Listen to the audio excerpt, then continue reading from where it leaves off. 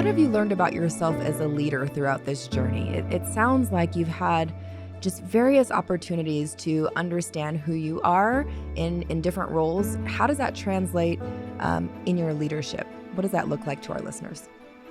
I think a lot about the elements that we put into it because it's hard on a daily basis to know if you're doing a good job being a leader. But if you take those pieces of the fabric that we learned at the academy and you keep doing it the right way and thinking about these things and surrounding yourself with people of those kinds of values and people that you can take little pieces of what they do and try to bring them with you, I think it's the right road.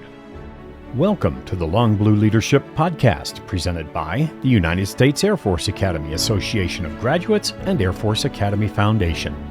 These are powerful stories shared with candor by Academy graduates, all leaders of character who lived them.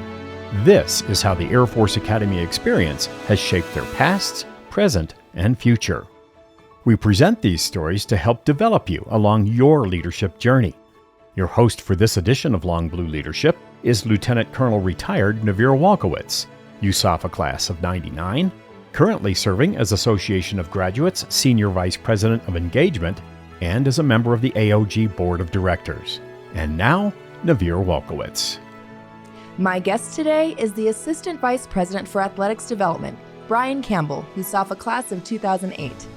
Brian joined the University of Miami in 2023 as Assistant Vice President for Athletics Development, where he oversees all fundraising for Athletics. In 2018, he served as Assistant Athletic Director for Development for Air Force Athletics, ultimately becoming Executive Director of Development for Strategic Programs and Athletic Giving.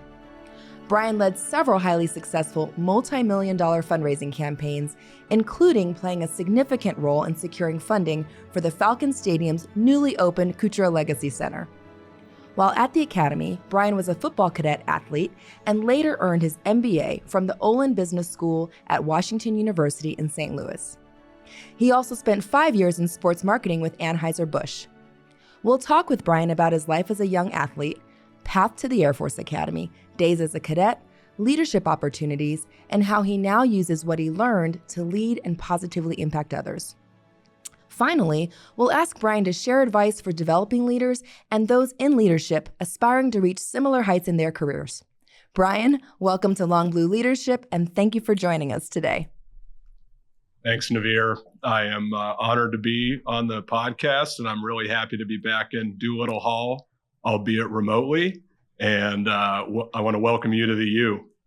Thank you so much. I will take that warm weather. Yeah. Well, we're really excited for this, Brian. I think a lot of our listeners love to hear the different paths that our leaders take from getting to the academy and life after. But we like to start by rewinding the clock a little bit. And we'd like to get to know you, Brian, as a young boy. Tell us about what life was like growing up, where you grew up, etc. Yeah, I mean, I grew up mostly in Columbus, Ohio. My family was from California, but my dad's job took us to Columbus when I was young. And you know, as I've reflected back on some of my career and the things that have led me to different spots, I think being a kid from Columbus and regardless of people's feelings about Ohio State, which tend to be fairly negative here at my current institution, the lens at which I grew up in was through a place with a massive presence of college athletics. You know, everything in that community with the fabric was Ohio State. I played every sport growing up. I'm very grateful to have grown up at a time where, you know, we went out in the yard in the neighborhood and did everything all day. We figured out our differences in the backyard.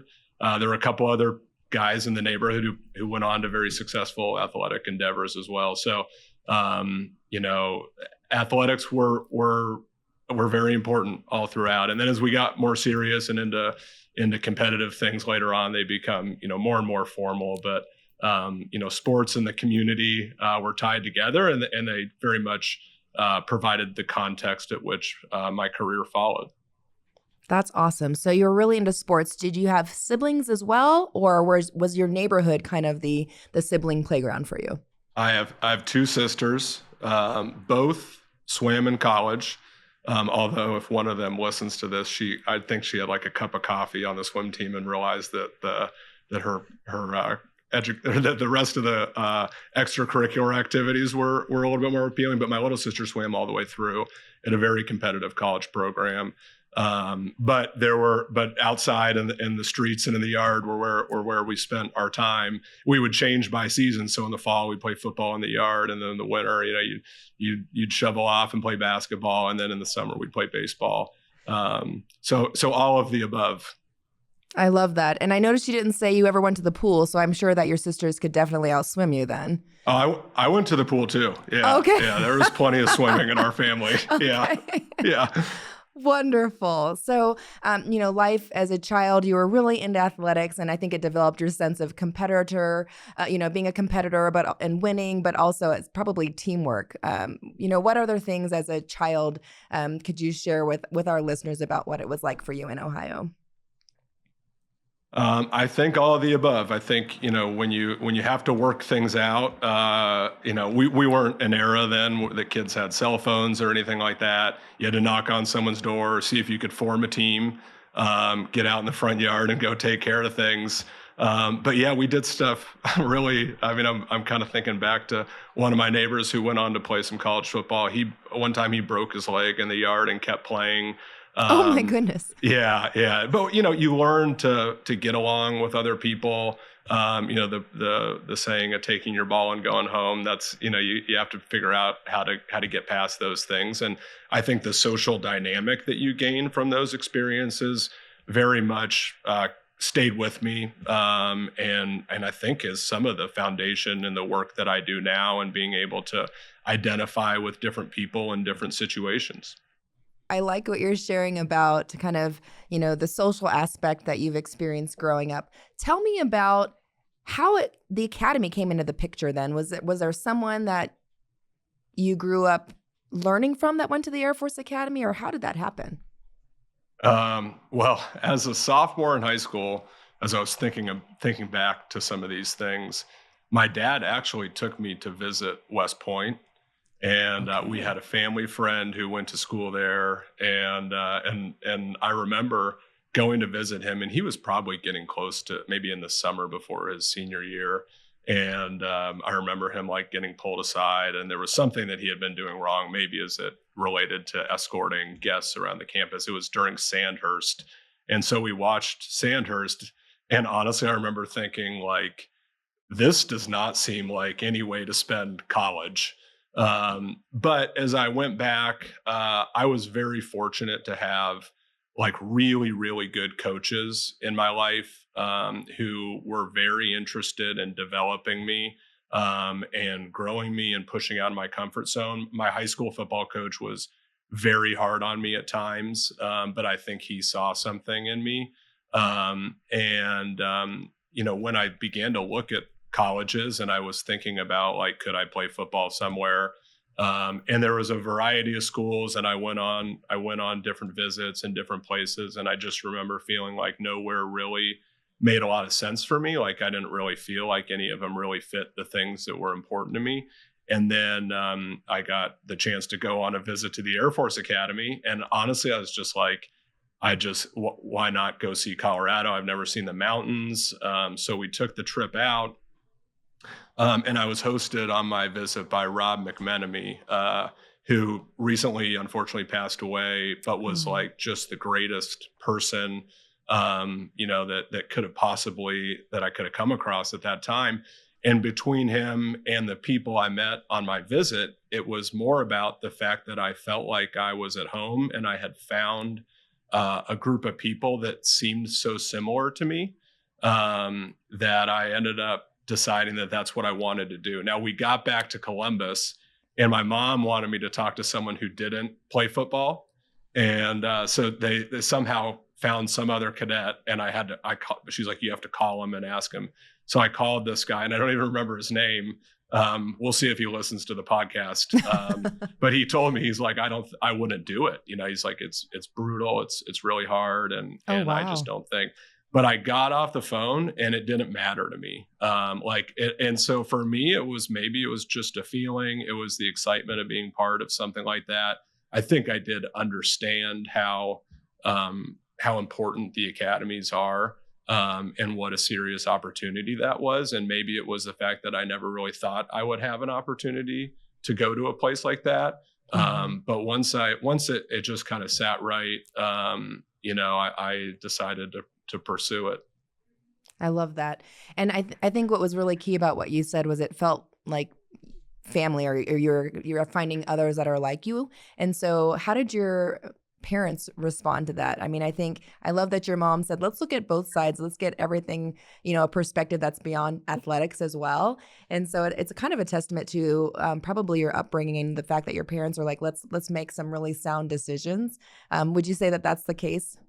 Yeah, I think once my mom got over the fact that it was a military academy, I mean, she asked one of the coaches that came to our house, like, what happens afterwards, But what was instilled in me at a young age, my mom valued education a lot. And so that was in me. And candidly, it was probably the best educational opportunity I was going to have. And it was the best athletic opportunity I was going to have. So those two things were really important. I mean, when we got to the Air Force Academy, I remember my dad being like, holy cow, this is a really big deal. Wow. And I sometimes think back to those times where, before you go through it and you see the full grind and all the things that are required, to go through our school, you forget how cool it is from the outside, and the mystique and the things that make it so unique. And I just remember all of that. And obviously the football piece was a big deal, despite how my football career ended up going. To be offered an opportunity to be a part of something like that, just the weight was, it was so significant. It outweighed any other opportunity I had. That's wonderful. So let's talk about that transition then. So you came to the academy, you recruited football for what position? Tight end. Tight end. Awesome. And so do you remember day one? What was it like coming to the academy for the second time after your recruiting visit? Yeah. So, as I think back to my time as a cadet, I mean, the things that really weave through everything are the relationships. And it's interesting. I don't know when we'll broadcast this, but right now we're 4-0 here. We just beat South Florida. And I feel like you're kind of rubbing that in because we're not 4-0 here right now. But okay, me, that doesn't feel good to me either. When I was there, I had a call on the way to Tampa with the first person I met on my recruiting visit at Southgate when they were trying to figure out how to get us on the base. Really? Yeah, and it's just it's completely normal, it's not like we're out of touch, but like that, I talked to that person, and the person I spent the day with Saturday before the game was the person that I roomed with in basic training. Wow. And I still talk to the people that I'm very close with every day. But to this day, the two people I probably met first were just a very significant amount of time last week. So, I remember everything. I remember going down the shot line, getting all the things in my arm, and then the blazing hot scissors or whatever they put on our head and everything. And then I remember standing in the hallway. But I honestly had no idea what was happening. And I'll never forget the next morning when they come and start pounding down the doors. And like my hands were shaking and they're yelling about like BDUs. And I was like, what on earth is a BDU? And then, I'm like looking around trying to figure out what people are going to put on. And then the guy that I was telling you about that I just saw in Tampa, he was a Navy junior ROTC. So he starts saying like, aye, sir to people. And like, all chaos broke loose. And we were off and running. Wow. Well, I could say that your roommate was helpful, but until he said, aye, sir, that might not have been too helpful. Yeah, he wasn't all that helpful. Wow. So off you went into your 4-degree year. What was life like as a cadet for you? I think, you obviously were in football and you were having to do all the academics. So let's talk about that experience a little bit. Yeah, I mean, the academy was really hard for me. It was the first place where I was around so many talented people, and probably at a different, a lot of them were at a different stage in their journey than I think I was. I was really trying to figure things out as I went. I kind of hit some bumps in the road with my health. Mm. And like anybody, your 4 degree year is really, really difficult. And, I showed up, I was probably about 220 pounds, and they just, were eating and eating and eating to try to get bigger. And I think I went home for like winter break. I was already like 250. And so, I don't know where things would have gone from there, but that spring of my 4 degree year, I started to have some health problems, and it took them a long time to figure out what was going on. And I was diagnosed with Crohn's disease, and I had lost like 60 pounds by that point. And it was a really, really difficult period for me because I was trying to get through school and academics. I tried to keep playing football. Eventually, I had to, step away for a little bit and figure out my health. Um, but I learned in that time, the doctor said, like, you can't have Crohn's disease and be in the Air Force. And I remember walking out of the cadet clinic, and I like, took the elevator up by McDermott. And because it was a doctor's appointment, it's like everybody's in class, so the place is completely quiet.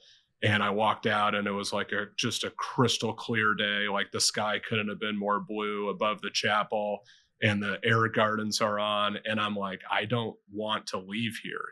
And I think that changed my perspective on the entire experience. And it was a really meaningful time for me because I realized that the things that had already happened there in a difficult first year were had made a big impact on me. And I got some guidance from some other graduates, and they helped me navigate the medical process a little bit, and I was able to stay. And I just wanted to be there long enough to graduate, and I was fortunate enough to have a little bit more. I managed to blow out both my knees after that. Oh my goodness. Yeah, both ACLs a year apart. So I kept trying to do stuff, and it kept not working. But to be a part of the program and the relationships that I have from that, I mean, they still mean the world, even though it was a little bit of a bumpy ride. Right. So your path, it looked a little different probably from what you imagined coming to the academy, especially growing up as the ultra athlete, every sport for every season. Tell us about a little bit how you dealt with some of those challenges, because I think some of our listeners will experience things in life that kind of derail them from what they view as this is my path. And how did you keep your head above the fray and stay in a positive light, I guess, or maybe you didn't. What did that look like as you dealt with each of those challenges throughout the academy? Yeah, I mean, I think you learn in basic training there in hard times that you just are making it to the next meal. And I think for me, there was a stretch where I did that. And I look back now, and I feel like maybe because of that, there were things the academy offered that I wasn't able to take advantage of. But at the time, I was so focused on just getting through the next thing and being able to kind of maintain my place there. But I think whether I knew it at the time or not, it built a significant resiliency in me, and I was not going to quit. I mean, if they were going to get rid of me, they were going to get rid of me, but I was not going to quit, and I was going to figure out a way to do it. And I think those are elements that are very important in what I've become and how I handle things to this day. If you can get through our school, and everybody has challenges and everybody has different things in their lives that they face. Mine just happened to be health related, but I was very fortunate to have a huge support network. I had a great group of friends there. I mean, I had people who were rooting for me to be able to be successful. And because of that, I was able to continue to proceed through it. And all those elements were important for me in being able to do it. No, that's really, I think, insightful about you, and I think a testament to everyone just kind of finding something next to get to. Like in our case, it was getting to the next meal in basic. You talked about being involved in sports and then having some of these health challenges. What did leadership look like for you at the academy? Did you find yourself in certain roles where you were leading cadets, or what did that look like? Yeah, I mean, maybe this is if any cadets listen. I was not in any like significant leadership positions as a cadet. I had, I think, what you would call some of the standard squadron jobs. Hmm. Um, and as I kind of reflect on like what I was learning about myself, um, I think I tried to do a good job in those, but I think I learned that there are formal leadership positions and then there's informal leadership. And what I don't think I appreciated was that, you can still have impact on the people around you, whether or not, the role dictates it or your rank dictates it. I recall one time, if you remember the squadron rankings, and we had gone from like second to 35th or something like that. And we had the equivalent of what would be like a players only meeting, where they said we were off in the SAR, like trying to figure out like why we were in. And really what you're driven by is there aren't going to be any passes to go anywhere. Cause at least at that time, it was directly related to how you were doing. And a lot of people talked and there were a lot of opinions. And I remember finally feeling like I should say something. And I talked, and I just remember thinking like, everyone seems to be listening. And I kind of noted that at that time that I wasn't the squadron commander or anything like that, but it seemed like people valued my opinion. And it seemed like it resonated with a large swath of our squadron. And I think I take that with me now because I believe there's kind of a meritocracy of ideas. We all have rank in our organization, whether it's the military or whether it's something completely different. There's always different people who have different levels of authority, but I think great teams value ideas that come from anybody. I think that is just a really important piece of information that you shared, because many times we have some of our developing leaders who may feel that they don't have the ability to share a thought because they think that they're too junior. And so what you just said, I think, was really powerful and hopefully empowering for some of our listeners to bring something to the table when they have something to share. So I really appreciate you sharing that example. That was awesome. So before we go into graduation and what that looked like after you graduated, were there any specific people? I know you said you had a great network of support, but were there any real like inspirational leaders that kind of helped shaped you after you left the academy, or right before you left into your life after the academy? Yeah, absolutely. I think that one thing that I like means a lot to me are the people that I'm exposed to. I remember thinking a lot of General Rosa, who was our superintendent at the time. He guided the academy through a difficult time. My 4-degree AOC was just an outstanding leader, Joe Richardson. I have no idea what became of him. But in a tough year, it was like every time we went in to our, meet with our squadron, it was always like he had the right thing to say, and his presence was so strong. And we had some bumps in the road in our group that year, and he did everything he could to navigate through it. But he was the kind of person who was like just a strong, inspirational type leader, and we needed that. Such a tough year.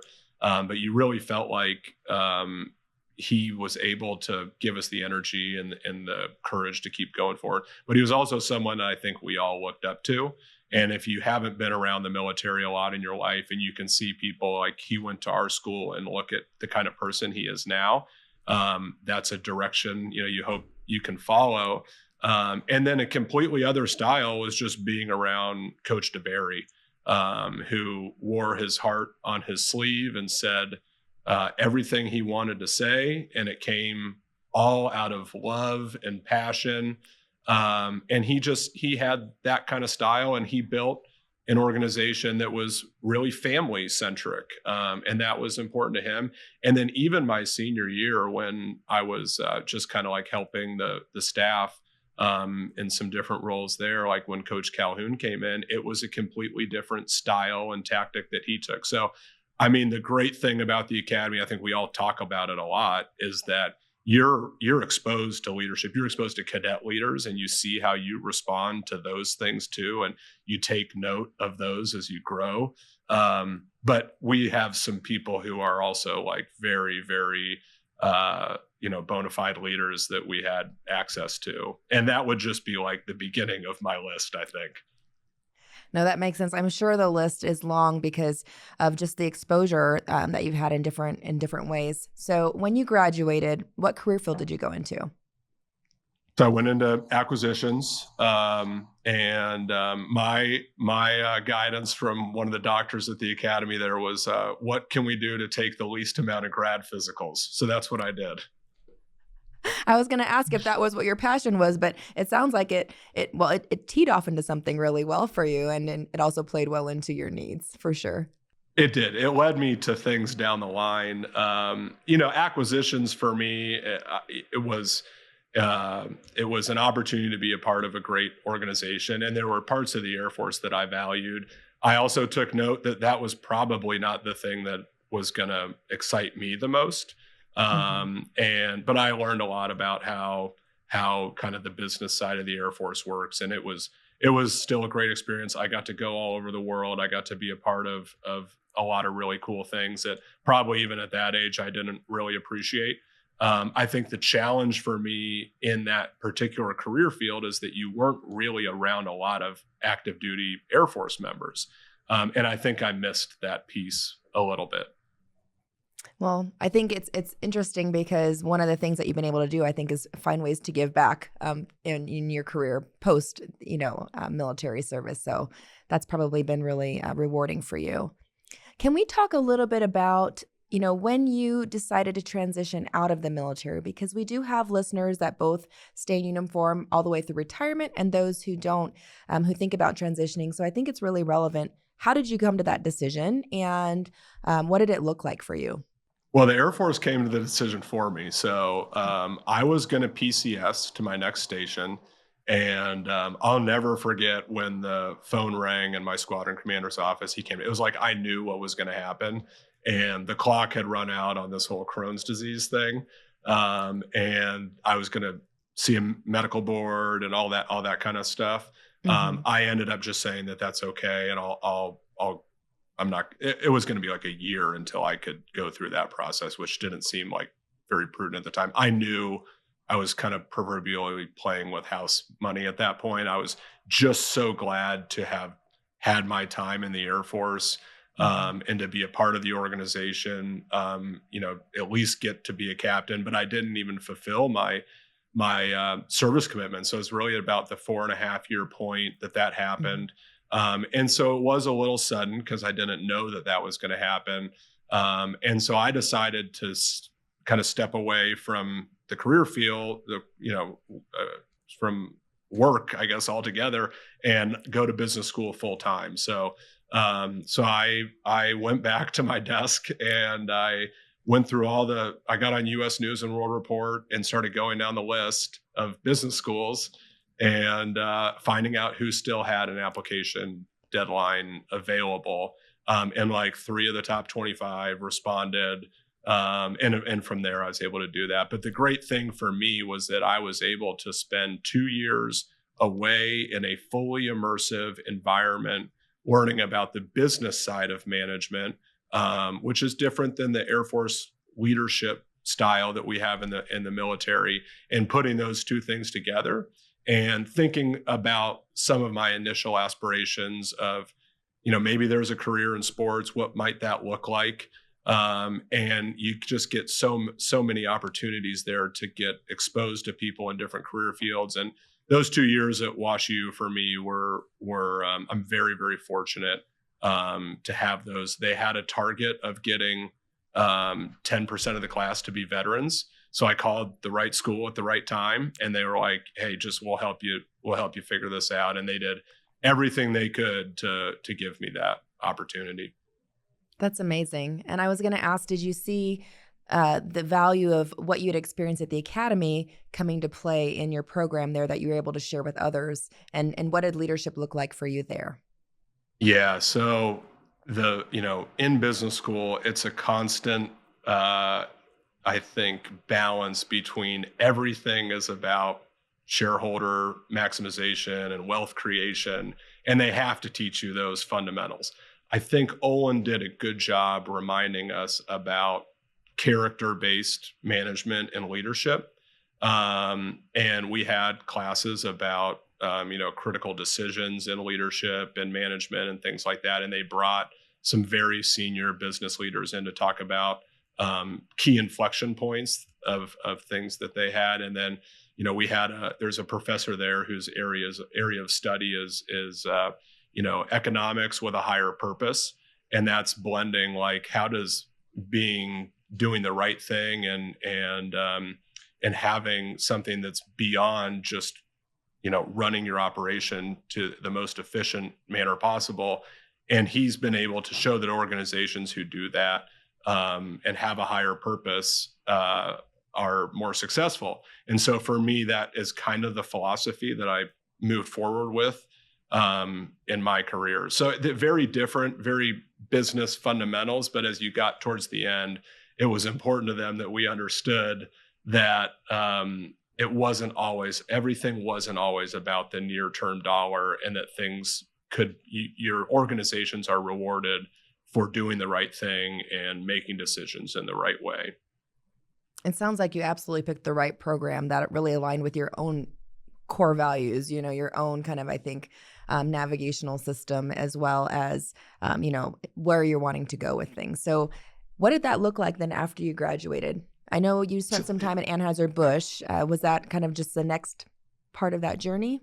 Yeah, so I wanted to get back into sports right away. And so I started a networking process of, I tried to meet with NFL teams. I just didn't know how or what I was going to do, but I knew that was my opportunity.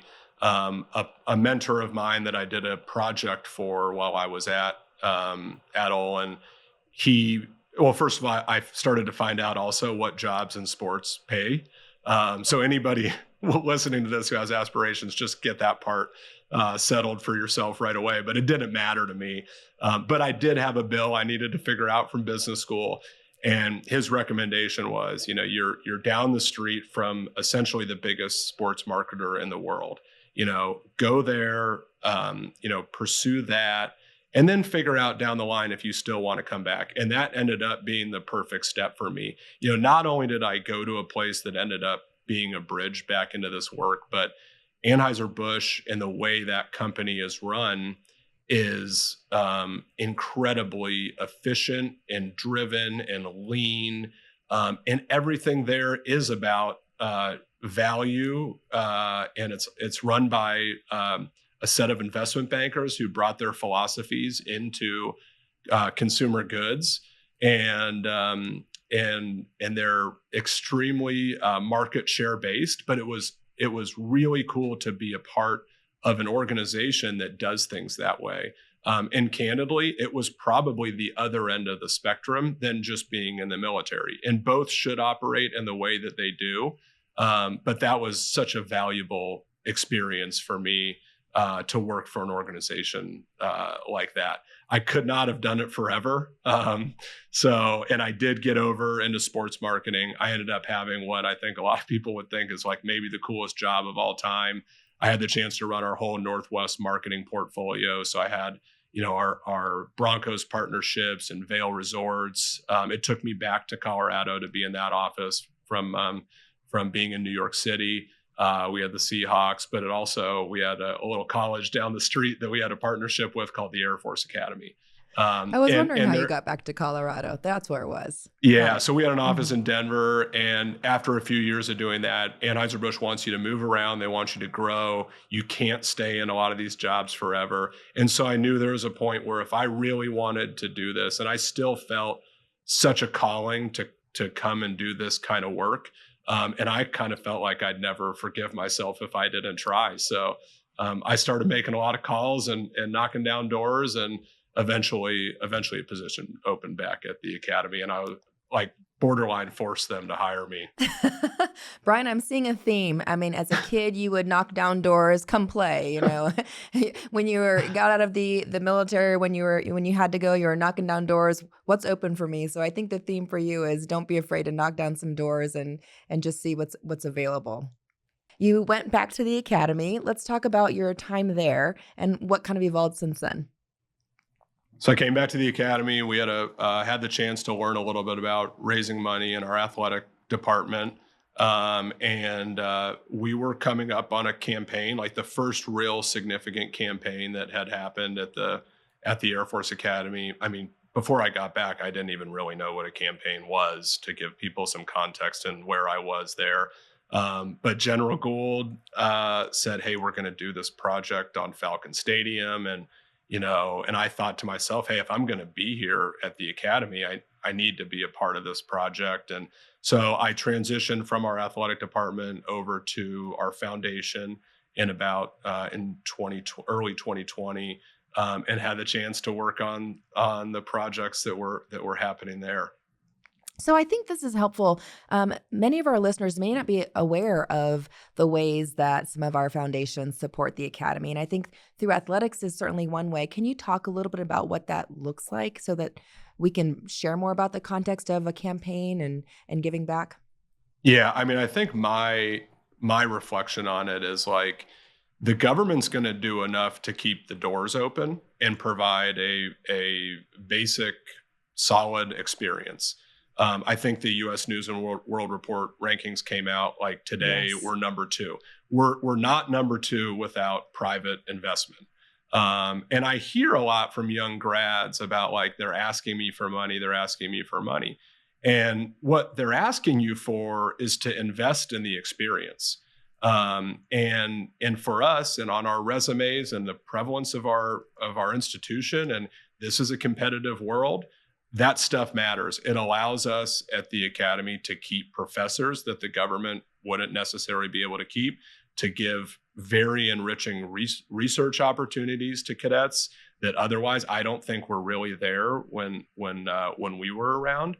And it allows us, militarily and then athletically to be competitive at the highest level. And, when we say excellence in all we do, we're talking about being excellent in every facet of the academy. And so we're very fortunate that people have stepped forward at the academy to invest in these areas and help us shape what they've created and what they've become. And so private investment is a real factor in our success there. And I got the chance to be in the middle of it and have a lot of those discussions and meet people who wanted to help. And it's an opportunity for them to kind of, provide their passion or something they're particularly interested in to shape the experience of the cadets. So it's a very enriching process, and it's a really wonderful thing to be a part of. Well, I can share that, I had the ability to work with you briefly when you came here, and then I joined in 2021. And there was so much that I learned, but I think what was really rewarding for me was to understand that, to what you just said, you can actually invest in ways that you feel really compelled in what's important to you at the academy. And so maybe you can share with our listeners what was something really rewarding, aside from the Kucera Legacy Center coming to life now, and we can talk about that. But what was something really rewarding to you that you were a part of in the philanthropic side of our business? Yeah, I mean, not just being a fundraiser there, but I mean, the chance to give myself and make the commitments that I could to the academy. That meant a lot to me to be able to help. But I enjoyed seeing like the little grassroots campaigns that were put together that gave cadets reprieve from life and rewarded them for different things. NCLS is an amazing thing that happens there that you get to take a step back from every year and appreciate the kind of people we bring back and put in front of the cadets. So, I mean, aside from the big projects, there's just stuff every single day. And you get emails from the cadets and ask like, hey, can we do this? What would it take to change our squadron to something else? And you can help lay out a little plan. And those aren't the dollars that necessarily drive campaign totals. But they matter because they matter to the cadets, and the way that, those finances work there, it's, so many people have invested in the foundation and the association in a way that, all these resources can get directly poured into cadets. And because the government keeps the doors open, we can do things that are additionally impactful. At other schools, like where I'm at now, we have to fill an endowment because of how we have to continue to operate the school. So that's not something there's ways that's helpful at the academy too, but it's not as critical at the academy because the lights are on, and we can be extremely effective in the investments through donors to impact cadets directly.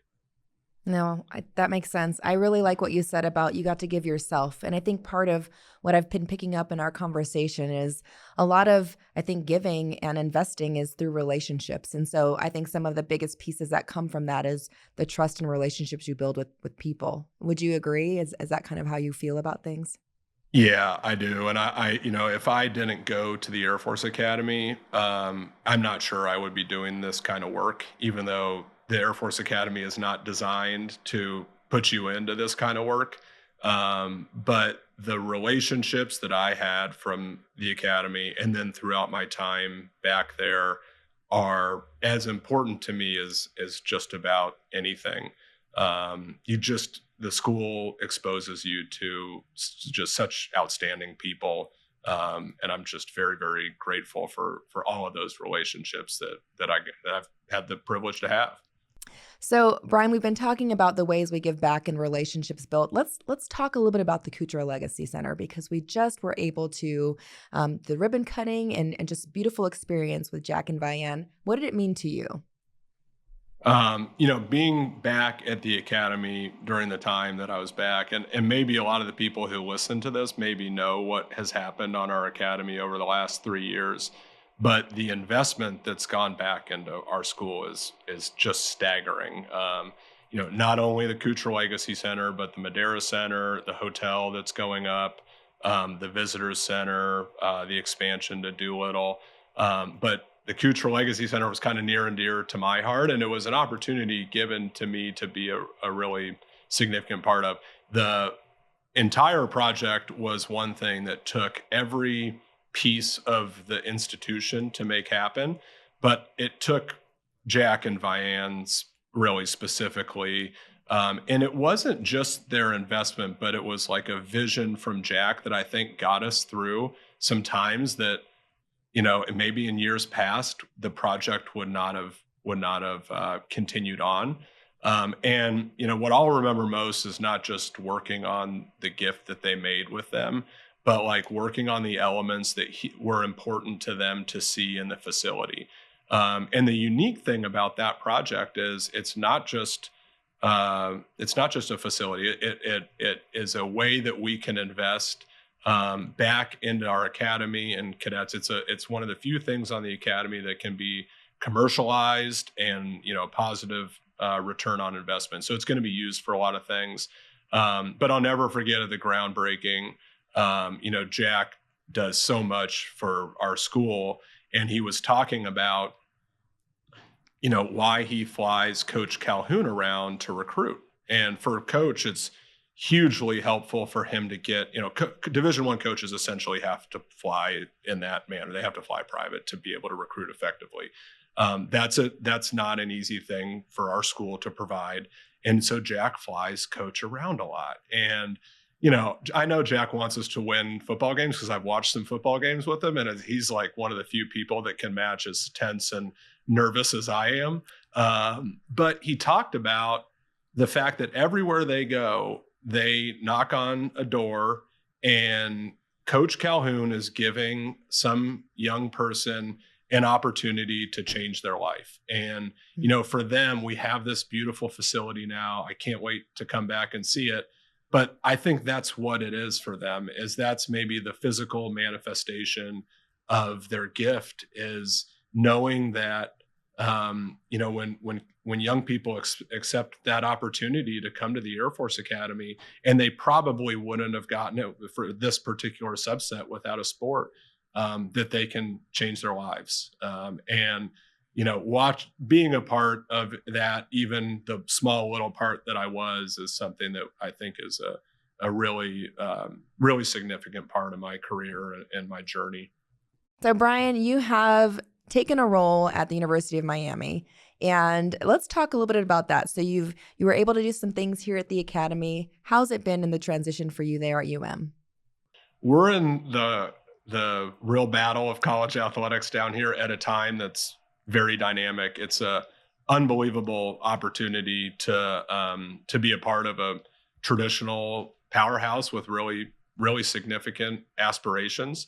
But a big part of it for me is I had the chance to come down here and work for a really high level team at a time that the school wanted to invest in athletics. And the athletic director that I work for here, he won 2 national titles at Clemson. We have multiple other former Division I athletic directors on our staff, and we do transformational things around this campus. Through athletics, but for other areas, our medical system and our academic side as well. So it's been a challenge for me to get to learn the dynamic here. At the Air Force Academy, a lot of people have a lot of thoughts on a lot of things. Miami supporters have a lot of thoughts on one thing, and that's winning football games. But the fundamentals remain the same, and I've been given a chance to kind of reshape the way we do this work.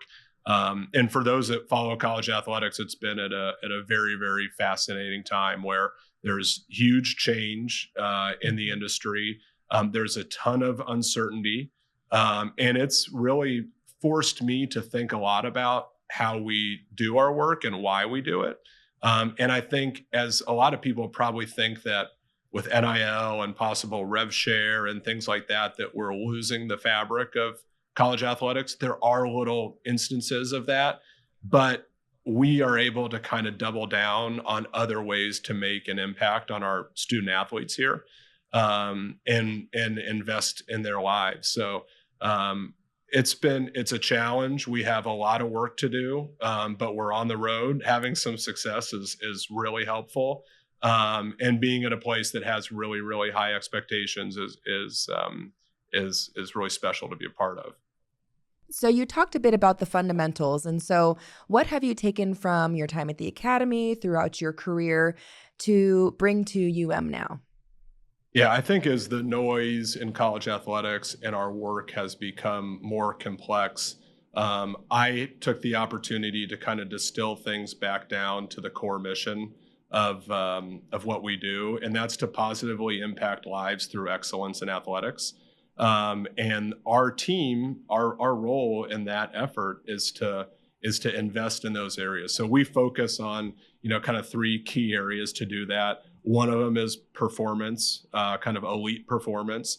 The next one is what we call Champions for Life, which is investing in academics and in student athlete development. And then the last one is competitive excellence, and that's acknowledging that there's an area now with NIL and possible revenue share with athletes that we also have to be competitive in. But I've encouraged our team to think about like what the real purpose of our work is and like what we do every day. And I think I kind of touched on a little bit of that earlier. When things got really confusing in the industry and stuff like that, understanding that like our job really is simply to enrich an experience for our student athletes here, and best prepare them for the world. And if we do that really well, we're going to be really successful. And when we talk about that purpose on our team, I try to find people to join our team who are going to resonate with that. And for me, I think when you identify with that purpose, and kind of the core elements of it, it also makes me better at what I do and better at leading and being authentic with the team that there are challenges, but we're in an environment with headwinds and high expectations and high levels of competitiveness. But if we can focus on doing those things, we're going to make every bit the kind of impact that has always been made in college athletics. So, what have you learned about yourself as a leader throughout this journey? It sounds like you've had just various opportunities to understand who you are in different roles. How does that translate in your leadership? What does that look like to our listeners? Yeah, I think what I've learned over time is that in the Air Force, you are in the people business, and everything we do is, kind of by, for, and through people. And I'm not sure if I understood it even when I was in the beer business, but you're in the people business and your product is beer. And then now I'm kind of in the middle of this now where we have a product, but our product once again is people. Now we have to be, commercially viable, and there's a significant financial side of what we do. But I think back to my time at the academy, and I think one thing you can't escape at the academy is that you're bringing your whole self every day to what we're doing. You're in it. You don't go home anywhere else. So your squadron is where you live, and you realize that what's happening in your life, and for anybody that's on the team, like they're going to bring it with them. And for me, I've thought, I think we talk a lot in business and leadership about acknowledging that and being there for people and being empathetic. But the other side of it is, if our people are our most important asset, then what are we doing to invest in them? And through, this is a really busy kind of work, and authentically making sure that my team knows, and I hope that they do, that we're going to try to grow them and we're going to try to reward them for being successful, because it matters to the bottom line. It's not just the right thing to do.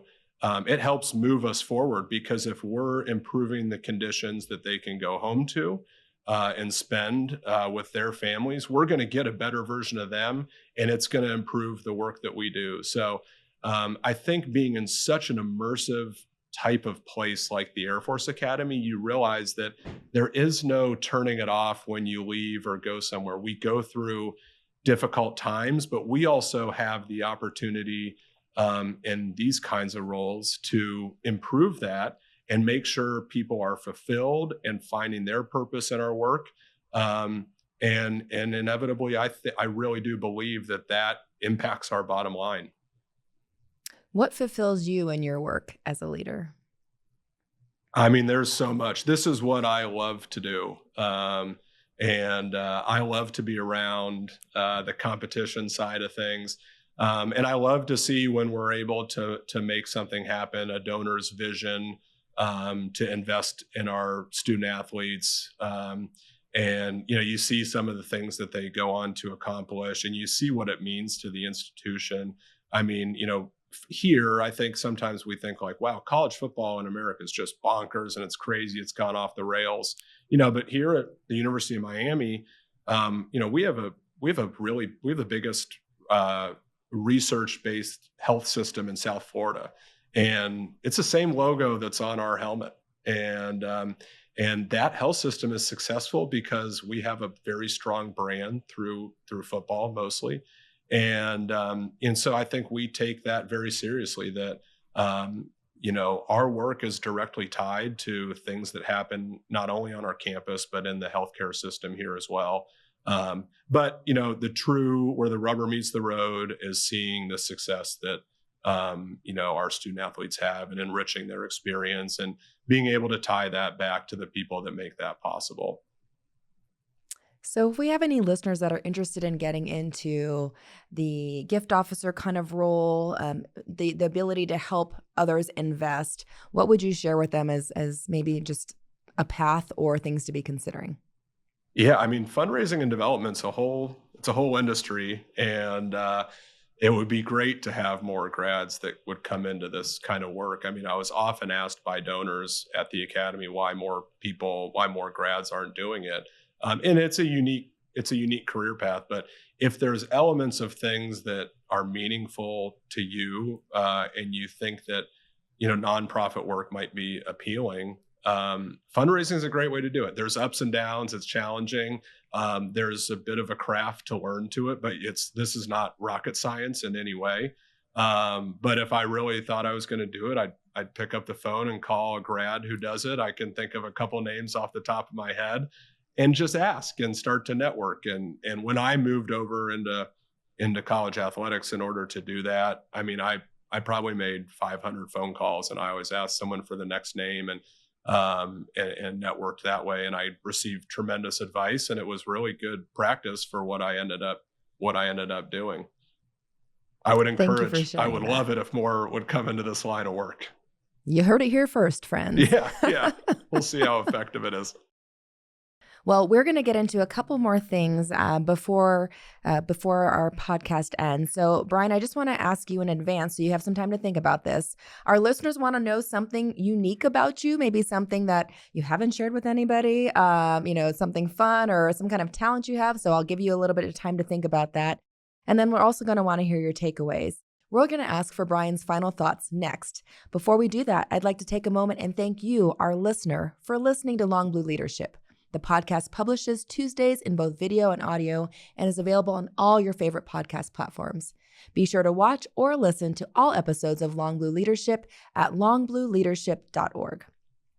All right, so Brian, welcome back. And we're really excited. Our listeners love to learn things here on Long Blue Leadership that they can only hear here. So would you mind sharing with us something that is unique about you? Well, I think before the break, you mentioned a talent. So I'm going to take credit for this being a talent. Okay, I like it. During COVID, I started getting into like amateur mixology. Really? And so, at home, now this is maybe a dangerous habit to have, but I do share some of my work with some of the administration there still. So it's definitely bled into Doolittle Hall a little bit, but I've learned to make like very specific cocktails and stuff like that, and I love doing it. I love trying something new all the time. So I don't know if that's a talent or not. People can come have a drink with me at my house and decide to do it. When you have two little kids, you need to the fun needs to be at home, and the fun comes to the house. That's right. Yeah. So that's kind of my unique interest, I guess, more than a talent. We love that. So maybe we'll see a line down the road of a series of Campbell drinks or we'll see. something that you've mixed. Yeah. Yes. I do name some of them after things at the Academy, just so you know. So, okay. Yeah. Mm-hmm. I guess I could ask you to share one of them, maybe one name. Well, a lot of good supporters were in the class of 75. So I changed French 75 to 75 Best Alive. Love that. Yeah. That's fantastic. People have no idea what I'm talking about when I offer it to I would want to toast to that. Yeah. I would want to toast that and sip it. So that's fantastic. Thank you for sharing that. Well, before we close, we really like to leave our listeners with just a couple of key leadership nuggets that you'd like them to have. What would you leave our listeners with, Brian? Yeah, I think as I look at some of the people that were on this podcast, I mean, you have some folks who are very, very accomplished and at the top of their fields. And then you have some others who are at the beginning of their careers and heading down that road. For me, I'm probably in the middle of it. And as I look at the arc of my career, I don't think I've arrived as a leader. But I started to think that I would be willing to bet that General Clark might say the same thing and Coach Calhoun might say the same thing. So I think it's always a work in process. But I think it's important to be really authentic with people. And that has worked. It's worked well for me, especially when those decisions are consistent with being authentic to what we're trying to accomplish. And the other thing that's meant the most to me and is just surrounding myself with the best people possible. And that has continued to help me grow and evolve, and not just the people I hire, but I think back to my time working there at the Academy and how cool it is. In a couple year period, I was around, Mark Welsh and Dana Bourne and Jack Kucera and Paul Madeira and the Brunis and Mike Gould and these kinds of people. And that's who I had the chance to surround myself with. And I think that has more to do with me having other opportunities in my career to go grow and learn at a different place and hopefully be successful here as much as anything that I did. And so I think a lot about the elements that we put into it, because it's hard on a daily basis to know if you're doing a good job being a leader. But if you take those pieces of the fabric that we learned at the academy, and you keep doing it the right way and thinking about these things and surrounding yourself with people of those kinds of values and people that you can take little pieces of what they do and try to bring them with you, I think it's the right road. Well, Brian, it's been a pleasure. I know I've just taken away some things and in our time together here, learning about you, but also just inspiring me, thinking about how we can give. And it really is a pleasure. I can't wait to see where your trajectory of your career takes you and the ways that you'll continue to make an impact. Well, thank you, Navir. It was great to be a part of it. Thank you, everyone at the association and the foundation. I'm glad that we have a podcast. I know that there's so many efforts that are happening to connect with grads at all stages in their careers and their journey. And I just really appreciate the chance to be on and all of the incredible work that's happening back there at our school. Thank you. So we can end with a Go Falcons, right? Yeah, beat Army, sink Navy. There we go. Thank you, Brian. Thanks, Navir. Thank you for joining us for this edition of Long Blue Leadership. The podcast drops every 2 weeks on Tuesdays and is available on all your favorite podcast apps. Send your comments and guest ideas to us at socialmedia@usafa.org and listen to past episodes at longblueleadership.org.